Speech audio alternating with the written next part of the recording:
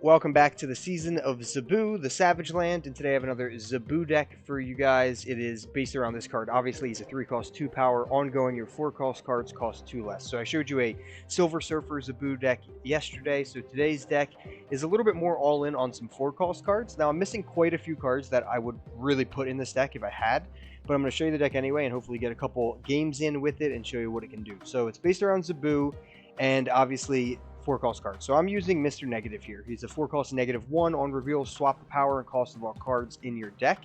So he essentially, you want to run cards that have high cost and low power. You swap that, so then their power is now their cost. So examples are Iron Man. He will cost 0 with 5 power after you Mr. Negative him, which is great. Arnim Zola, 0 cost, 6 power, and he destroys things and makes friendly copies. So that's kind of the scheme of a Mr. Negative deck. You want to run cards that are like that. So I am running Mr. Negative here because Zabu will reduce his cost, which is really nice. Then I'm running Jubilee, who can pull something from my deck, which is great. I'm running Absorbing Man. You don't need to, but he's just another option to get like a Jubilee proc or like a White Tiger proc, something like that. And then I'm running my last 4-drop card here is Shang-Chi. He destroys all enemy cards that have a power of 9 or more at this location. So if you have Absorbing Man, you can Shang-Chi twice at 2 different locations, which is fun. So that's another option there. So then I'm filling that in with the rest. Like I said, Iron Man, White Tiger. I'm using Professor X to lock down a location. I'm using Arnim Zola, and I'm using everyone's favorite card, Leader, because he'll be a 4-cost 6 power. He'll be really solid with this. So early game, I'm just running Sunspot and Domino. So ideally, we hit Sunspot. If we don't, we'll at least have Domino, and then hopefully we hit Zabu. If we don't have Zabu, things happen, and we go from there. Now, there's an argument to not run Domino, just so you have a better chance at drawing Zabu. So that is an argument if you want to try that out for yourself. Give it a shot. Take out Domino, maybe add another 4-drop, and really just hope you see Zabu by turn 3, because the deck kind of does play around him.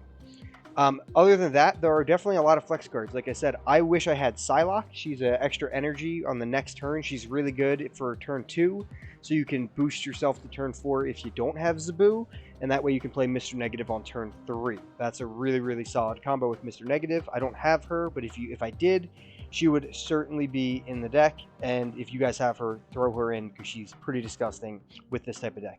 The other thing I would do is there are a lot of 4-cost cards that I am missing. I would definitely run Spider-Man in this deck. If you're not familiar with Spider-Man, he locks down an opposing location, and he's a 4/3. He just locks the location down for 1 turn. He's really, really good with Zabu, and he's really, really good with Absorbing Man. So if I had that, he would also be in here. Other than that, you can kind of mess around with some things. If you don't have some of these cards, it's not that big of a deal. If you don't have Absorbing Man, that's fine. Throw in your other favorite 4-drop.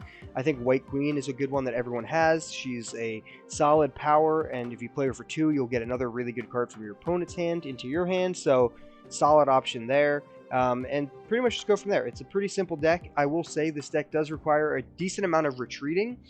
You kind of really need to hit your combo and try to go like a snap heavy game. So your game plan kind of wants to be win big or retreat small. So retreat for 1 loss or try to win big cube games, 4, 8 cube games, because it's really hard to just kind of grind out a lot of wins with this. It's kind of a more shock surprise deck. You got to hit your combo right, which doesn't always happen. And if you do, you'll be able to win the game pretty easily. But like I said, it's not a guarantee on that combo. So make sure if you're not seeing your combo, don't get frustrated. Don't just try to force the game to be a win. Just retreat, move on to the next one. That's the really fun thing about Marvel Snap. You can play decks like this and still kind of try to climb, because you can just really utilize that retreat mechanic. If you're not utilizing that, you're going to get stuck in some really bad situations. So this is the deck. As always, I'm going to jump right into some gameplay here. If you're not sticking around for that, thanks for checking out the video. Leave a subscription, leave a comment, leave a like. Thanks for hitting 1,000 subs. We are officially applied for the YouTube Partner Program, so that's awesome. I appreciate that. Let's jump into some gameplay. Iron Man, Shang-Chi, and Leader. So Shang-Chi comes down with Sakaar, and out of his hand, Jubilee comes down and pulls America Chavez, so he greatly wins that. Wish he revealed first. That would have been great if I could just kill America Chavez right away, but we were not able to do that. So we played Sunspot, he played Sunspot. We're going to play Domino in the middle.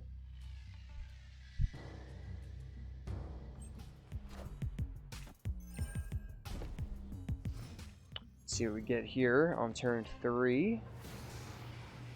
We get nothing that we like, but Adelan's going to shift our whole hand into our deck, which I think we would take at this point. Not really loving this hand. Sunspot helps by missing our 3-drop. We at least still get some power on the board. He's still winning Zakar pretty handedly. I'm going to go with Zabu in the middle, which will be good for Mr. Negative and Absorbing Man. He plays Daredevil, so he's going to see my plays this next turn. So I can't play Professor X this turn. It won't really do anything. Let's see what we get. We get Iron Man. So I guess we will go with Mr. Negative. But Absorbing Man isn't the best either. Actually, you know what? I think we're going to go with Iron Man here. Essentially, he's going to see what I can play. It would be a really good turn to play Professor X if he didn't have Daredevil on the board. But since he does, doesn't really help me. He is going to play Wave, but I have Zabu out, so that's kind of nice. Should be able to still be able to play a couple cards here with Zabu. Alright, so we can play two things. So we can play White Tiger, and then we can play Absorbing Man. So Wave brought White Tiger down to 4. Absorbing Man was already 4, so he gets the reduction still. He doesn't apply the cost reduction to everything, even though Wave made everything cost 4. He only applies it to cards that still naturally cost 4. So this way we'll get some pretty solid stuff. But I need to switch that up a little bit. I need to go over to this side because I don't want the Tiger to go here. I'm not going to win this location anyway. I want the Tigers to go to the right. So I'm going to play White Tiger and Absorbing Man on this side, and we'll see what he does. So he plays Professor X, which locks down the middle, which doesn't do a whole lot because he wasn't winning the middle already. So I'm not really sure what that play was, but we end up winning the right because we had that, and we had the middle one already. So not bad. Zabu definitely did some work at the end. Let me play that extra card with Wave out. So felt solid. It's definitely an interesting style. I wasn't able to play Mr. Negative. He just kind of, you can't play this guy too late. So Psylocke would definitely help this deck so you can play him a little earlier. Because when you're playing him on turn 4 or 5, you're not getting the value. So I had to holster that, and I went with Iron Man on turn 5 and then Absorbing Man, White Tiger. It seemed pretty good. Let's try to get one more game. Sunspot, Shang-Chi, Arnim Zola, and Leader. Shang-Chi got hit with Icebox, so we're going to play Sunspot on the left, and we're going to draw into Domino, as we always do. Right on time. Eternity Range is in the middle.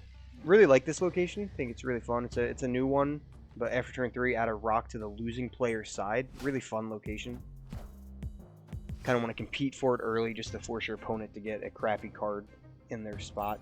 So I'm missing my turn 3, but really not a huge deal when you do have Sunspot on the board. You still get at least 3 power. He's going Lizard there. So I do win the Eternity Range, give him a rock. Whether that's good or bad, we'll see. I'm going to go with Jubilee on the right. Let's see what she pulls. She pulls Professor X, which is terrible for us. Locks down the location that he was winning. Yeah, he snaps. He's feeling good about it. As he should be. I'm going to go Absorbing Man in the middle, and let's see if I can pull something better than Professor X with Jubilees on reveal. See if it does anything. That's pretty terrible. Guess I should have played Jubilee on the left, huh? Alright, let's see what he's playing. He's playing Dracula and Squirrel Girl. So he's got the middle filled, and it's only going to be a 12 power? Not terribly scary.